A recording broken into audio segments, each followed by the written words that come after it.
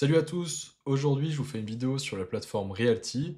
Realty, c'est une plateforme qui permet d'investir sur la blockchain dans de l'immobilier fractionné, de l'immobilier tokenisé, à des rendements élevés, et en plus de ça, aux États-Unis. Donc pourquoi je vous parle de Realty? Parce que j'ai commencé mon aventure sur cette plateforme en juin dernier, et justement j'aimerais vous partager mes avancées et vous donner aussi mon avis.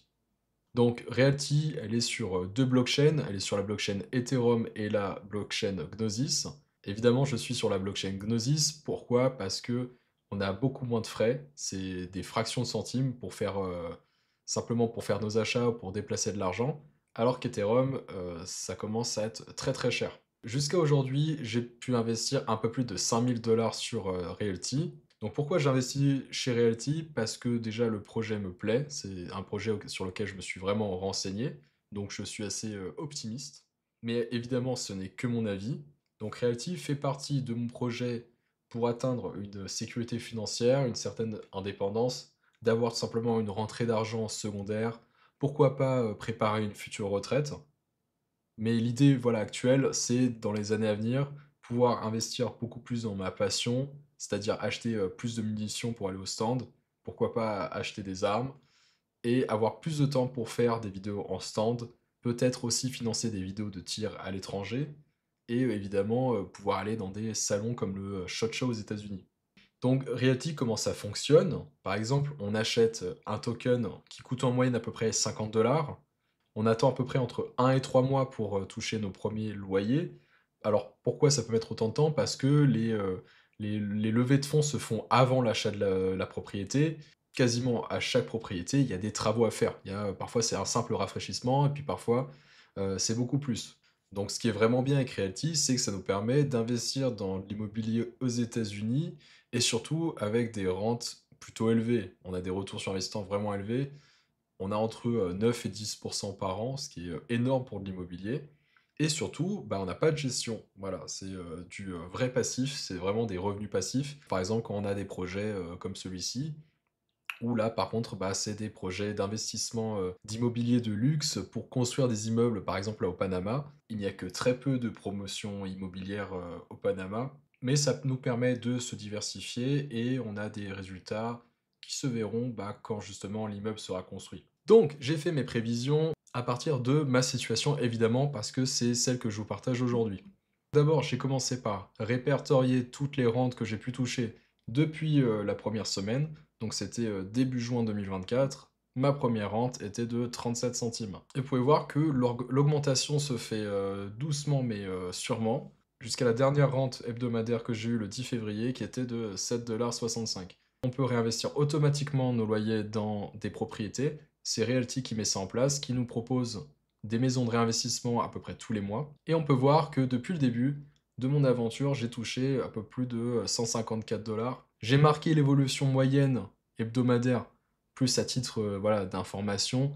Là où ça pourrait être intéressant, ce sera sur le long terme. On pourra avoir un chiffre plus révélateur. Ensuite, je me suis amusé à faire des prévisions. Donc j'ai calculé à partir d'une période d'un an jusqu'à 15 ans d'investissement, évidemment en comptant tous les loyers réinvestis, selon trois scénarios. Donc un scénario qui va être pessimiste.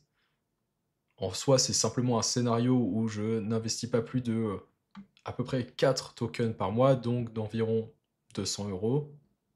Un scénario moyen qui se base actuellement sur mon investissement moyen chaque mois qui est en moyenne de 8 tokens. Donc parfois c'est un peu moins, parfois c'est un peu plus. Et ensuite un scénario optimiste où là je gagne mieux ma vie et j'investis plus de tokens tous les mois. En moyenne, un token ça coûte, comme je vous disais, 50 $ et quelques centimes. On peut voir dans le scénario pessimiste que à partir de 5 ans, on commence à avoir déjà un petit complément de revenus. Donc il suffit pas forcément d'investir des grosses sommes, hein, il suffit simplement d'investir longtemps et on a quand même du résultat. Vous voyez, au bout de 10 ans, on est à 450 $ par mois de rente. Là ici, j'ai marqué aussi le nombre de tokens qui sont acquis. Donc mon investissement actuel est à peu près de 5189 $. Donc ma valeur nette, c'est pas ce qui nous intéresse. Là, ce qui nous intéresse, c'est plutôt la valeur des tokens. Voilà, parce que je vais évidemment pas compter les RWA, les REG, ce sont d'autres tokens qui ne comptent pas dans les rentes. Mon rendement moyen est à peu près de 9,4%. J'espère évidemment qu'il restera constant ou qu'il sera meilleur.